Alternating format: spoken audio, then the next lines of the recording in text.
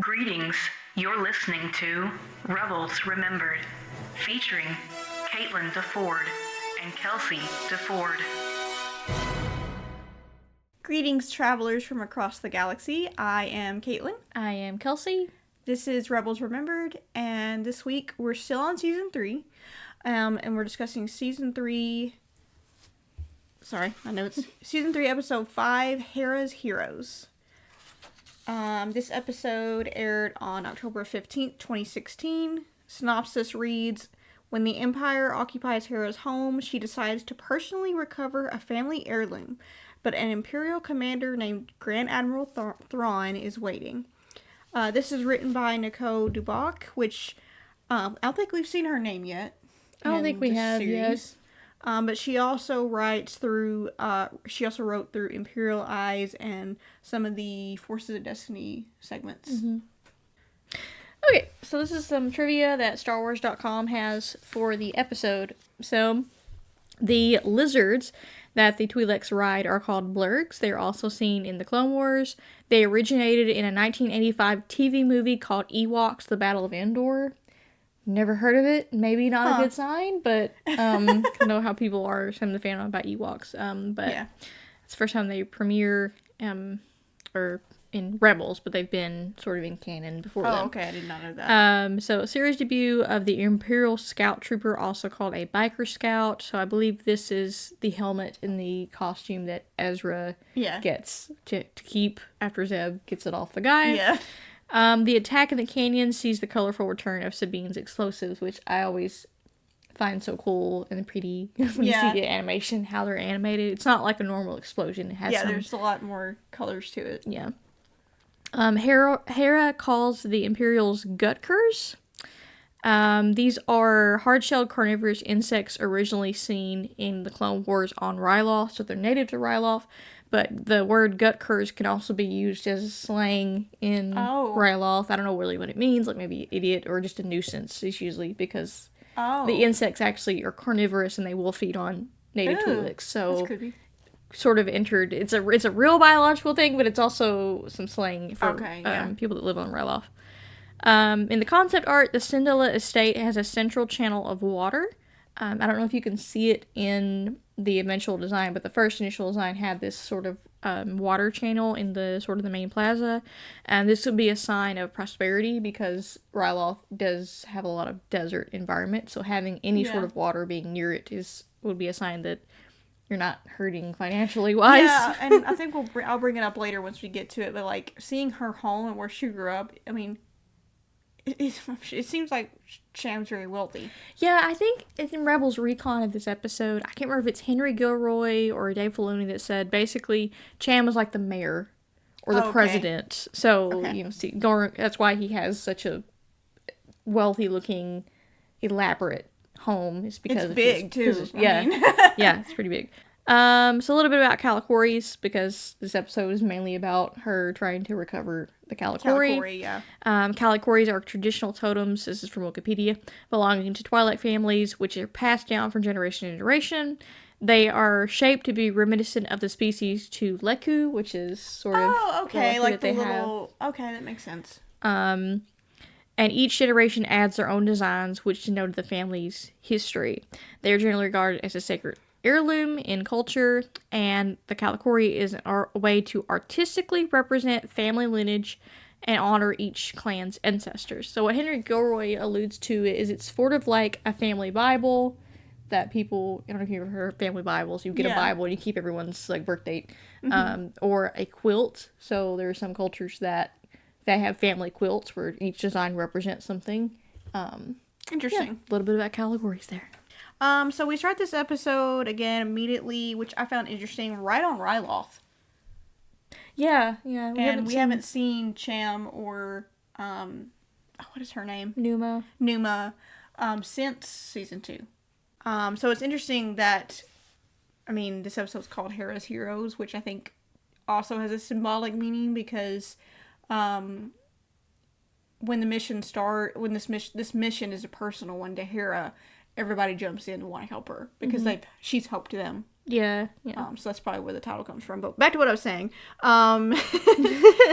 It's interesting that it starts right on Ryloth, and you have Cham and Numa on the little. I call them frogs. What are they called again? Blurgs. Blurgs. I thought they were frogs. They look like frogs. And they're being chased by the Empire, and they're almost getting close to a cliff. And immediately when they first started, I was like, "Oh, this is just on Ryloth." But that's when Hera radios in, and you're like, "Oh, the ghost is somewhere. Mm-hmm. The crew's here somewhere on Ryloth." Hera radios them, advising them to turn around. She flies the ghost down low, blasting a troop transport, and lowers the access ramp. And she tells them to, like, them and the creatures are allowed to come on the ghost. Yeah. And then this poor scout trooper, he wasn't thinking when he backed up into the ghost, and like you got like 5 people staring you down. Yeah. Hera reunites with her father. Cham says that Imperials now occupy the entire Tan province. So we finally have a name for where Hera is from on Ryloth. And he says he underestimated the commander, Captain Slavin. Somehow he's more precise than he used to be. Slavin made the Syndulla home his headquarters, even taking the Kalikori, a family heirloom. And I think he said something like it was her mother's and it's supposed to pass down to Hera. And another thing, going back on what I was saying earlier, I love how he says I underestimated the Empire because for some reason they've gotten more precise, which to me is like our first indication of Thrawn. Yeah. Which we haven't seen him since season 3 started. Mm-hmm. So it's kind of interesting that he's like, it's almost kind of eerie too. It's like you don't really know. Okay, if it's not Slavin, it's someone behind the scenes pulling the strings and everything. But I think it's growth for Cham also for him to understand that hey, I'm underestimating my enemy because I feel like the last time we saw him he was very overconfident. True. Yeah. I didn't think about that. So she resolves to get back her Kalikori. And I think this moment happens, like I said earlier, where like she's like, I don't want to, like, it's a personal thing, and you know, I want y'all to get involved. And think either Ezra or Sabine or someone says, "Well, you've helped us," which kind of makes you realize that each member of the Ghost crew, I think Hera was instrumental in them not only joining the crew but joining that family unit. Yeah, and also, like, she said something interesting about how this wasn't meant to be a personal mission, which I'm like, okay, why were y'all even hanging around Ryloth to begin with? Yeah, makes you wonder. Like, I was wondering, like, why were you there? Like, was you just, hey, let's go check on my dad and see how things are going? Is that how that happened? Or, is there a rebel cell or Ryloth cell that alerted you to something that was happening? Like, we didn't really get, I don't know. I'm looking too much into it. It's a cartoon. Ezra dons the recovered biker scout armor and escorts Hera in as his prisoner.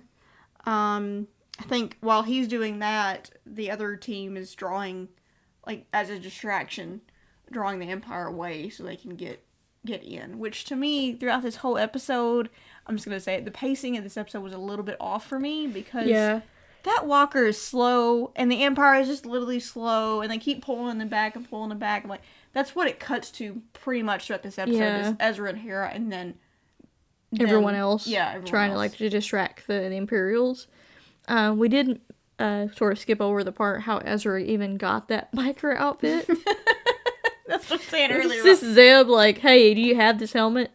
Nope. Okay, well, sorry, but he needs your costume, basically. Chopper also joins on the mission. He's he's got another paint job, and he's an Imperial astromech, which we've seen him don that disguise before. But we get a little more backstory on Chopper here. Yeah. Because as they're walking up to the estate, which I think Ezra's like, she's my prisoner, help this rebel, whatever he says. And she sees Chopper, and he's just kind of stationary, like he doesn't want to move. Mm-hmm. And she says, like, that Y-Wing he's by is what I pulled him out of. It was from the Clone Wars. Mm-hmm. And he still has issues with it. So Chopper has PTSD, which is kind of crazy. Yeah, and also, like, who did he belong to before Hera? Who was in that Y-Wing? Yeah. I mean, assuming they did not survive, or she didn't mention about a body, she said the ship crashed. But I do wonder, like, if he was a was about to say Imperial, Republic droid that was serving the Republic in a military fashion. I'm going, okay, whose droid were you? Yeah. You know? So I think not only is it him having PTSD of, crashing, Yeah. but also, like, whatever battle was happening there, but also maybe his former I didn't think owner about that. died. His former owner. Yeah. They make their way into Cham's office, and I love that part where Ezra spots the family photo of her and her mother and Cham, which I thought was kind of sweet. And they do find the Kalikori, but when they try to escape, which this part, I remember watching this for the first time, the doors open and Thrawn's just standing there, and you're like, oh, okay. Because I'm trying to remember that. Have they met Thrawn yet at this point? That we've seen him. We've seen him as an audience, but they have not. Okay, that's what I was thinking. I think Ezra says, like, who's the blue guy? Yeah. She's like, I don't know. She actually runs into him and she poses as a servant. She goes back to that French accent. accent. But also, I mentioned this when we were watching it. I love how, like, I guess during the Wedge episode, which is literally the episode before this, she tells them that, oh, Sabine's the only one that can go on this mission because she's much less recognizable than the rest of us. Okay. Mm-hmm. And I'm thinking, for you to be the daughter of the big kahuna of Ryloth, and your plan to be in disguise is to just take the goggles off. Yeah. And I think even you mentioned, I don't know if we confirmed it, but it looks like she's still wearing her badge. Her rank, yeah. Yeah. She might not be, but that's what it looks like. It looks like it. Maybe the animators forgot to take it out, but I'm like, that's not really good of a size, Hera. I don't know what you were thinking about. My question is, why did she have to go? Why couldn't Ezra just went in there by himself? But then I'm thinking, he doesn't know where this Kalikori is, or even what it looks like. He's never been to her home. Yeah. She knows exactly where that office is. True. Even when she says about when they go to the bottom floor, and Ezra says, what's in here? She's like, to me, it was a place to sneak and melee run, which was kind of cute. Like, this is where she went to hide to eat a snack or whatever. So that kind of gives the audience knowledge that, okay, she knows the layout of the land of this place. True. So that might explain why she went. Mm-hmm. And she was probably the only one that could go, but still, I might have picked a better disguise than to take my goggles off. Yeah, exactly. She poses as a servant, and he takes an interest in her and the Kalikori. And then he quickly deduces who she is and the Kalikori, which is interesting that Thrawn knows the Twi'lek culture. Mm-hmm. But, I mean, he's a weird dude. Anyway. And then, even more surprising, he stuns Ezra. Yeah. Before he even takes his helmet off or anything, he just, like, stuns him right away. Mm-hmm. Which I'm like, how did you even... I don't know, maybe... Then he says something like, I knew that you'd be having a friend nearby or something. Yeah, but, like, maybe what gave Ezra away is when he said, bring her here to me or something, or step forward, and he goes with her. Mm-hmm. That might have been what gave Ezra away. Oh, yeah, that makes sense. When he stepped forward with her. I will say, the exchange between Hera and Thrawn, I always love that scene. Just how sassy she is once he figures out who she is. Mm-hmm. I can't remember my favorite line. There's a lot of like good lines in their exchanges, but she says something like, "Our will to be free is what's going to beat you." Is my favorite. Mm-hmm.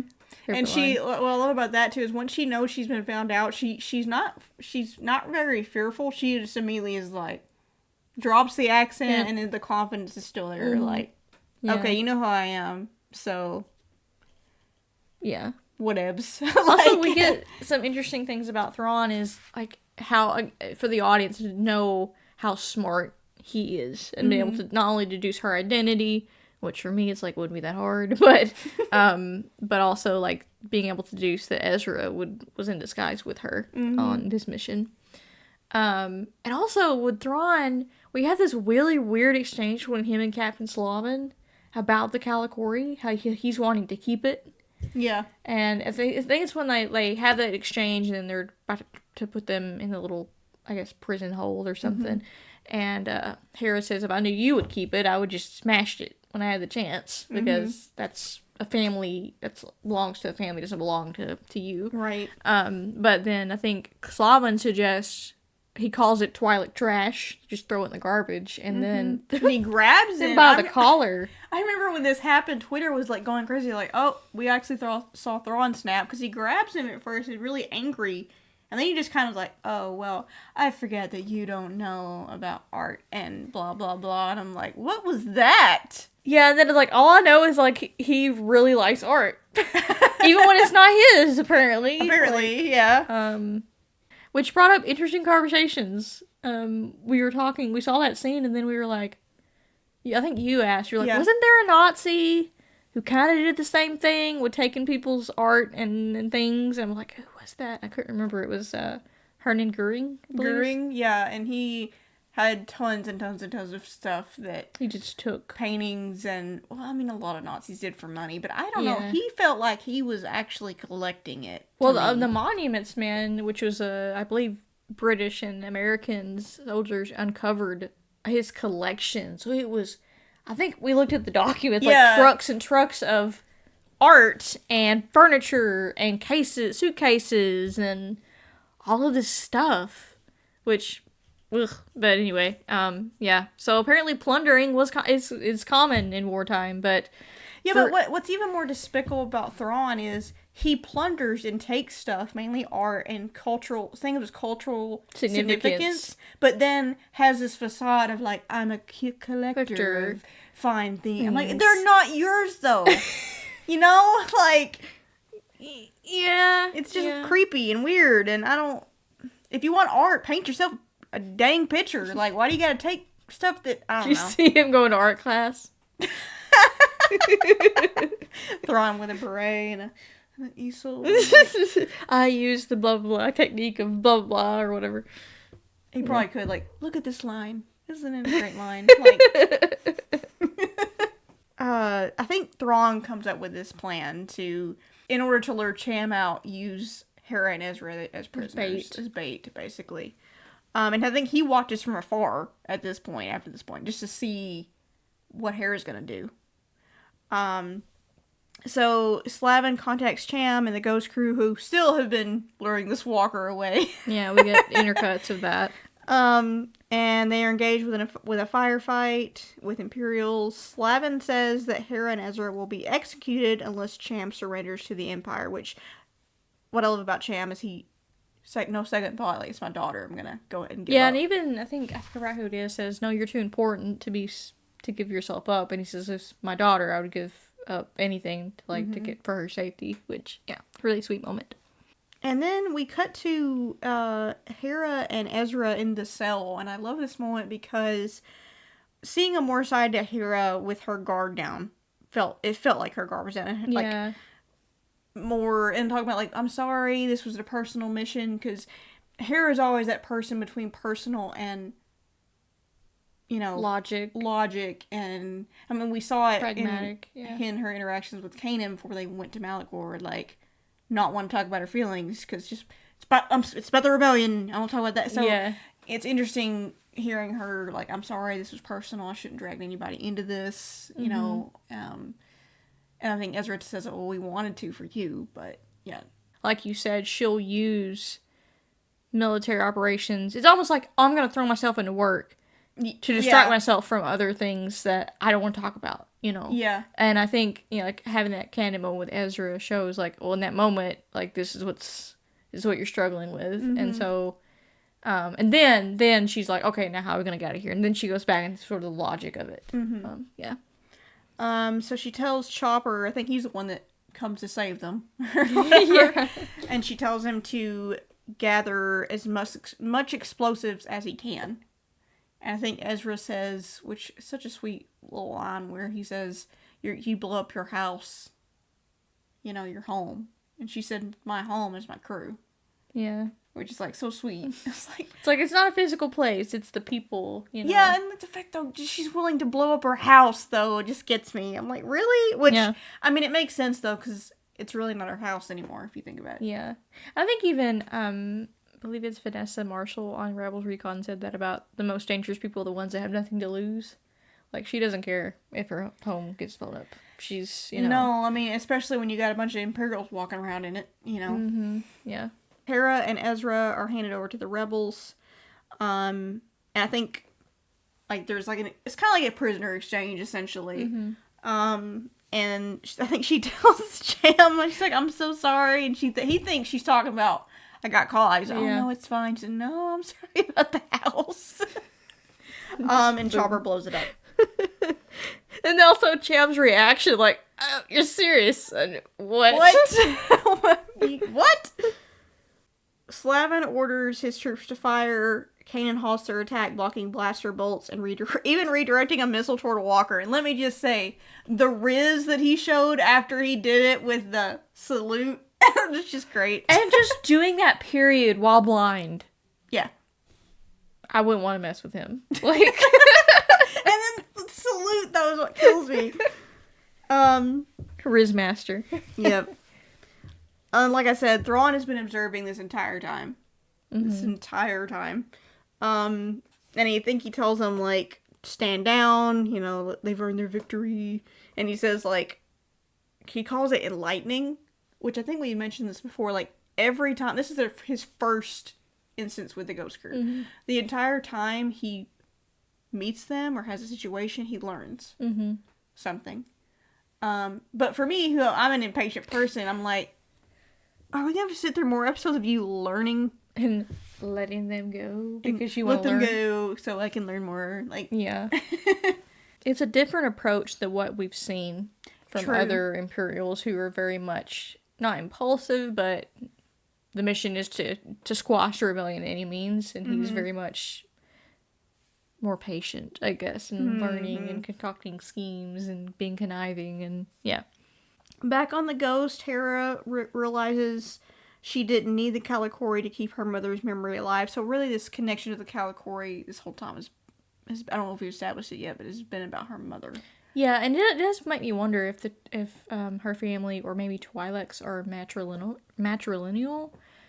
Because assuming that she would have passed it down to her, is it her mother's to begin with, or is it Cham's? Like, I don't know, I just have questions about it, but... Well, I think Cham says it was her mother, so maybe it's like something that your mother passes down to your daughter, essentially. Okay, that's what I felt like it was. So she says she doesn't need it to keep her mother's memory alive. As long as they hold on to each other, her mother will live on. And I have this beautiful moment where she says, I'm surrounded by my family every day. And it's in the background, you see, like, Ezra and Sabine and Zeb and all of them behaving like a family. And it's just so sweet. And it's one of the, to me, the most beautiful moments. One of the most beautiful moments in this episode. Sorry, I rambled through that. I apologize. Did you feel cheated though at the end? I was gonna mention that. Like, what were your thoughts on the fact that they didn't get the Kalikori? Did you think it was all for nothing? I initially, when I first watched it, probably yeah. Yeah. Because I was like, that was his sole mission, but also you have to take it back and rethink it and go, well, not every mission's gonna go well.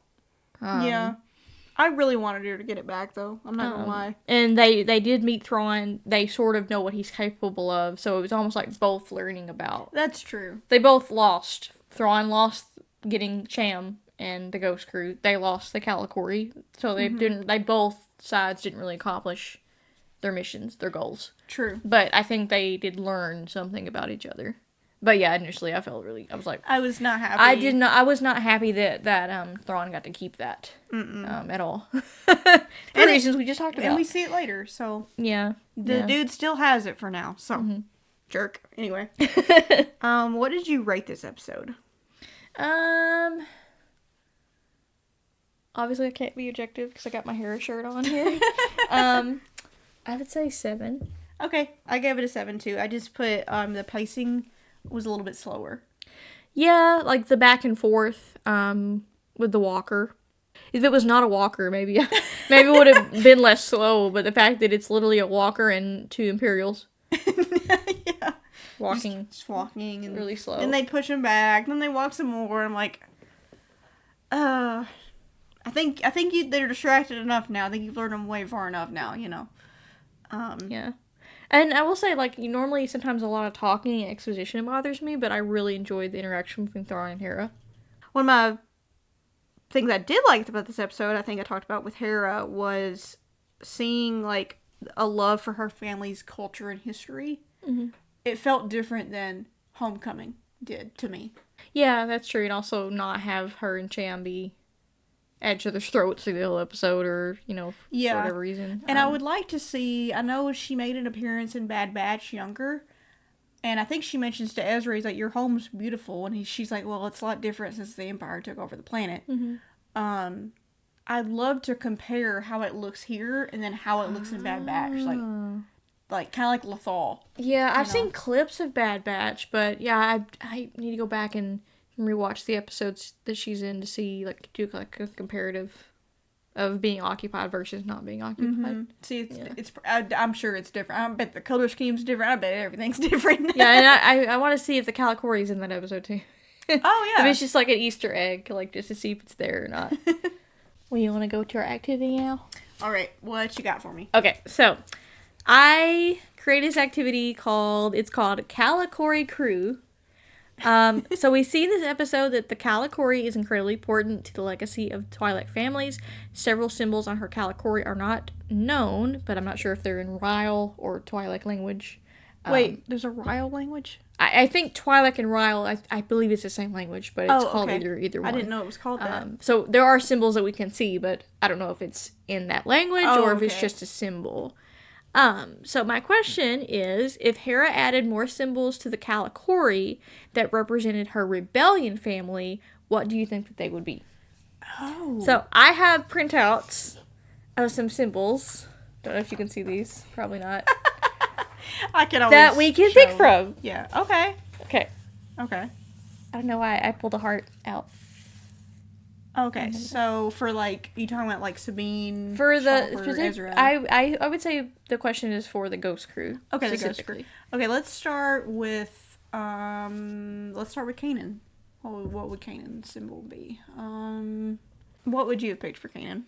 For the ones I printed out, let's see. I would think maybe, because I don't want to get like all psychoanalytical, maybe a kyber crystal that's been fractured a little bit. Interesting. So, I like yours. So, like, a kyber crystal that's, like, shown that there's been, you know, because of his time as a training Padawan, having to come back and become a Jedi Knight and the journey of doing that. That'd be but cool. Also, like, him joining the rebellion and joining Hera, and yeah, that would be mine. I like that one. I'm gonna steal yours. Okay, what about Chopper? Chopper. I love how you literally have his pincher. I loved that. I'm gonna go with the pincher. It's so cute. It's right there. Yeah. Yeah, I love the little chopper hand, the little pincher, because, I don't know, that just fits him in my opinion. I also have, I believe, a spike that he uses when he's putting like spikes in like communications or things like that, or maybe he has. He put a spike into her heart. Aww, yeah, a spike in a heart. We can do that. Okay, what about Zeb? I feel like it would have something to do, because I see you have a picture of Lyris on here. Mm-hmm. I feel like it would have something to do with that, or some sort of symbol of that, of the Lothcat culture, if one such exists. I don't know if they have their own language. I'm sure they have their own language. Yeah. Even the drawings that what's her name? I'm terrible with names. Like drew on the floor of the ghost. I'm sure there was some symbols in there of like the foal, all that. Yeah. That would be interesting to have some sort of symbol of the Lothcat culture. Yeah, I like that. Yeah. I have his bow rifle here as well. Oh, okay. I don't know why I thought of a bow rifle with him, but makes sense. Just like, because it's not just a weapon; it's like a symbol of honor and devotion. And True. So, yeah. Being incredibly devoted to Hera and the Ghost Crew, and yeah, that's mine. What about Sabine? Sabine. She's so like colorful and creative. I feel like, because I know like in the Kalikori, each little it's almost like building blocks you add to it. Is also like, it can be like a triangle, it can be square, it can be round. It'd be interesting to see what would her shape be too. Cause she's, so creative. I think it would definitely be a concave shape. Yeah. Not something that's not like a cube or a sphere. It wouldn't be like a normal shape, I don't think. I agree. But the symbol on it probably, it obviously had to be a lot of color. I would honestly, this is gonna sound like I'm not answering the question. I wish I could have like asked Sabine paint something. Oh. And see what she would put, like if you asked Sabine to paint or spray paint something that showed the connection between her and Hera, I would love to see what she would paint. I like that answer. Okay, what about Ezra? Ezra for me would be easy. It'd obviously be either the Starbird or the symbol that he wears in season 1. Oh yeah, I forgot about that. The one on his back. His back, yeah. Because it kind of looks like the Starbird, but not. If that makes sense. Yeah. Trying to think one for Ezra. A Lothcat. You have a Lothcat here. I do have a Lothcat there. That could work for maybe not his personality. I mean, sometimes it depends. That's where he's from. So yeah. If you had to create a symbol for Hera, what would it be? Oh my gosh. For me, it would have something to do with piloting for some reason, either flight or something like that. Maybe a TBD. Oh, like that would be cute. Yeah, TBD. Or the birds that we saw in Wings of the Master. Wings of the Master. Yeah, something that was in flight. I think would work. Yeah, an animal or something. Yeah.